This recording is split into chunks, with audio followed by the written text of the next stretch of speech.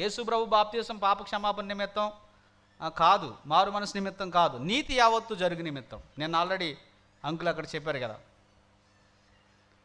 ఇప్పుడు ఒక మాట, నేను వెళ్ళి ఆ లైన్లో నుంచుంటే నా గురించి ఈ మిగతా వాళ్ళందరూ ఏమనుకుంటారు? ఎవరైతే యూదులు, ఈ శాస్త్రులు, ఈ పరిచయులు యాహాను బాధ విని పాపాలు ఒప్పుకుంటూ మారు మనసు పొందడానికి బాప్తిసం తీసుకుంటున్నారు కదా, నేను కూడా ఏదో పాపాలు చేశాను అనుకుని ప్రజలందరూ అనుకుంటారు కదా అన్న థాట్ వస్తుందా రాదా?